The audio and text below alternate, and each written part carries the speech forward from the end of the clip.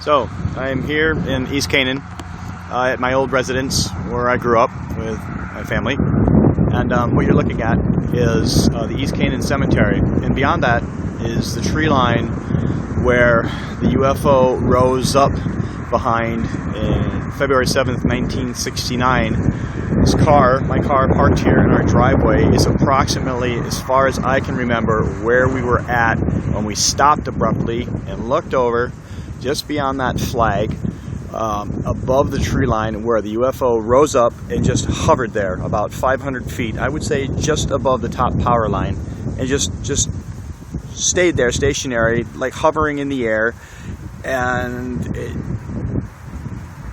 after about 45 seconds to a minute, it just shot up at a angle, and we're shooting pigeons over there at the farm. Shooting pigeons at the farm.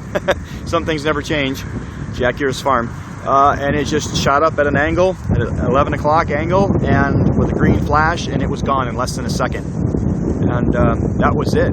But as you can see here, how close we were to that UFO, whatever it was. It was, in my mind, I know what it was.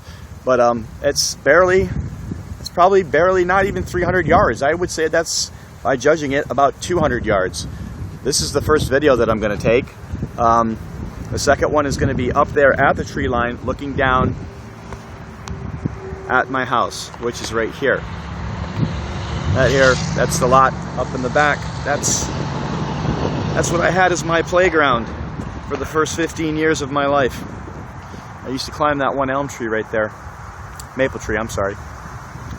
And just right at that biggest tree there that you see in the middle, by the left to the right of this road, that's where the Blackberry River is and goes straight all the way down. And those are the Canaan Mountains there. And my grandparents lived just up beyond that tree line, about 1/8 of a mile up the road on the right-hand side. And that's where we were going the night that we saw the UFO, February 7th, 1969 at about 7 p.m. It was a clear night, almost a full moon.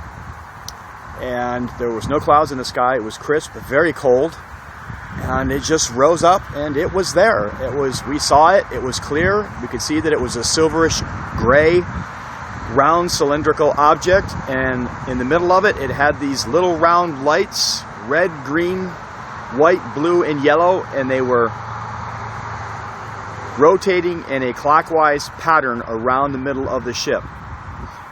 And as I said, it just hovered there for about 45 seconds. I mean, you cannot mistake the closeness of this. You cannot mistake it for anything else other than what it was. A foreign object in the sky, not of this earth anyway, that I know of. And there was no noise. I could feel the hair on my arms was standing still. And I remember looking at my sister and my mother and my father, and they just had this terrified look in their eyes, but I didn't. It didn't bother me. It was almost like I knew what it was and I wanted to know more. And as it was up there, it was almost like it was probing us. And as I said, in just a shot, it was gone. And behind the tree line is O'Connor's gravel pit. Now there's a huge gravel pit up there, all flat surface up there, a lot of sand mounds, of course, but there's several places up there where a very big cylindrical object could settle down, do whatever it has to do for a little while, go up and take off. The object that we saw was at least 1,000 feet wide by about 60 feet tall. And there you have it. This is Route 44, and I should mention that the whole time that we saw the UFO, no cars went by. Now granted, my mother says, I interviewed her several months ago, that it was about 45 seconds. I still believe that it was longer than that, but it is what it is. But as I said, the whole time that we saw this thing in the sky, there were absolutely no cars going by Route 44. So that's it. And as I said, I'll take video from up here in the lot at the tree line where the UFO rose up from. Memories.